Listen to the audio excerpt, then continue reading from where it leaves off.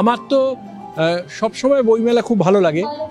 আর আন্তর্জাতিক বইমেলার এটা হচ্ছে যেন মানে উত্তাপটা আরও বাড়িয়ে দেয় এই ধরনের বইমেলা। এবং আমি একটু অবাক হয়ে যে প্রতি বছর আমি আসি, এবার আমার একটু অন্যরকম সাজানো, মানুষের ভিড়, আয়োজনটা এত সুন্দর হয়েছে, লোকজন বই কিনছেন, সব থেকে বড় কথা। আমি এটা এটা আমার কাছে খুব আনন্দের কথা, বই কিনছেন বইমেলায়। সব মিলিয়ে সাজানো গোছানো আয়োজন, অনুষ্ঠান, সেমিনার। আমি একটু কবিতার ওখানেও বসেছিলাম শোনার জন্যে।